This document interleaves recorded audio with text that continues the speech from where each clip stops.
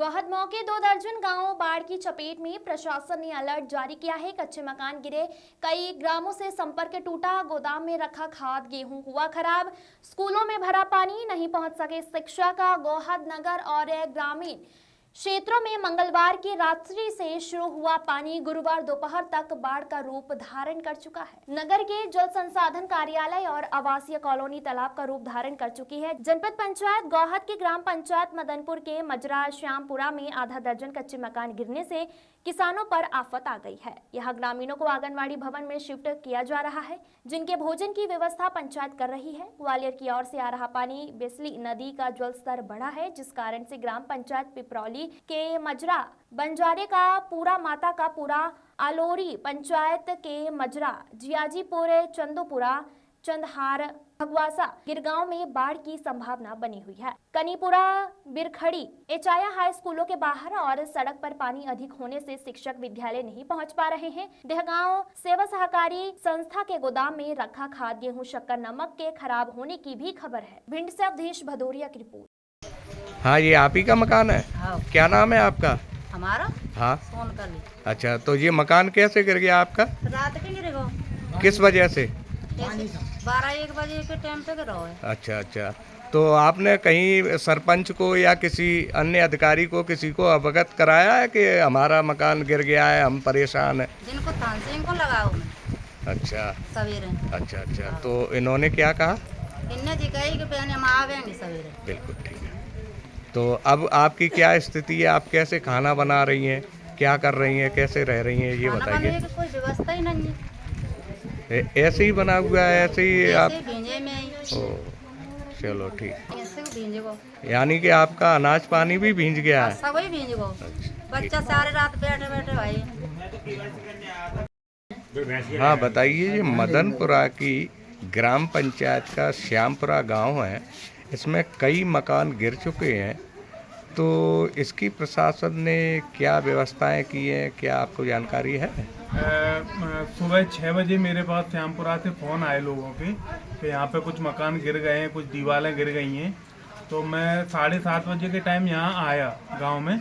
आके मैंने सबसे पहले पटवारी साहब को फ़ोन लगाया और सेक्रेटरी साहब को भी फ़ोन लगाया, माननीय एसडीएम साहब को भी फ़ोन लगाया। तो एसडीएम साहब का ऐसा कोई जवाब नहीं आया। उन्होंने बोला हाँ आगे व्यवस्था की जाएगी। अभी मतलब तत्काल की ऐसी कोई व्यवस्था नहीं है, ऐसा उन्होंने कोई संतोषपूर्ण जवाब नहीं दिया। और अभी ऐसे 12:30-1 बजे का टाइम हो रहा है, लोगों के पास अभी कोई खाने पीने के लिए कोई राशन की व्यवस्था नहीं है, न प्रशासन के द्वारा ऐसी कोई व्यवस्था अभी तक की गई। इनके जैसे इनका मकान हताहत हुआ है, तो इनके रहने की, ये मकान से बेघर हो गए हैं, तो इनके लिए कोई व्यवस्थाएं की गई हैं? नहीं, प्रशासन द्वारा तो अभी ऐसी कोई व्यवस्था नहीं की गई। ये तो सरपंच और मेरे द्वारा, मैं चूंकि यहाँ जनपद सदस्य हूँ और हम लोगों के द्वारा ऐसे सोचा गया है, मगर लोगों के घर जाना गिरे हुए हैं। तो आंगनवाड़ी की जो एक हॉल की व्यवस्था है, वो सिर्फ एक ही हॉल की व्यवस्था है, तो उसमें सभी लोगों को कैसे रख सकते हैं? तो देखने में आ रहा है कि वो गांव नदी की चपेट में भी आने वाला है। कुछ दूरी पर नदी। कुछ समय में नदी की चपेट में भी आने वाला है। अगर आज जिस तरीके से अभी बारिश हो रही है और इतनी बारिश और हो गई तो पूरा गांव डूब में आ जाएगा। इसके लिए भी प्रशासन से मांग है कि इनके लिए क्या व्यवस्था की जा रही है, इनको कहाँ शिफ्ट किया जाएगा, कैसे क्या इनके लिए करना है। ये मेरी भी मांग है प्रशासन से कि क्या करेगा प्रशासन इसके लिए। ठीक है, क्या नाम है आपका? मेरा नाम थान सिंह पटेल है और जनपद सदस्य हूँ मैं भी यहाँ। हाँ, क्या नाम है आपका? शत्रुघ्न सिंह नरबली। अच्छा, तो आप कौन हैं? सरपंच ग्राम पंचायत मदनपुरा। मदनपुरा से सरपंच हैं। हाँ। तो ये श्यामपुरा में कई मकान बरसात के कारण गिर चुके हैं, इसकी आपने क्या व्यवस्थाएं रखी हैं? मैंने ये व्यवस्था की, मेरे को जानकारी मिली तो मैंने सेक्रेटरी और पटवारी को फ़ोन लगाया, तो ये आए, उनके लिए खाना की व्यवस्था बनवा रहे हैं। और रहने की क्या व्यवस्थाएं रहेंगी? ये बेघर हो चुके हैं। रहने के लिए आंगनबाड़ी को देखा है मैंने, खुलवा दिया है। आंगनबाड़ी में इतनी जगह कहाँ होती है कि इतने लोगों को आप शिफ्ट कर सकें? अब देखो प्रशासन करें, और इतनी व्यवस्था है तो वही रखी जाएगी, स्कूल में रखवा देंगे।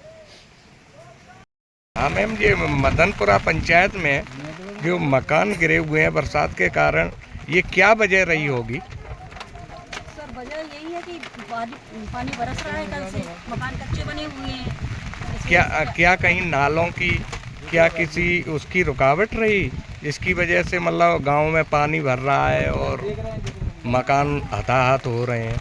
नहीं सर, ऐसा तो नहीं दिख रहा है कि कहीं नाला आला या पानी का भराव है। ये केवल बारिश की वजह से ही जो मकान गिरा हुआ है, बारिश से ही दिखाई भी दे रहा है कि बारिश के कारण ही कल गिरा हुआ 12 है। बजे इनका मकान गिरा हुआ बताया जा रहा है, लेकिन कल 12 बजे शासन प्रशासन की क्या व्यवस्था नहीं इनके साथ?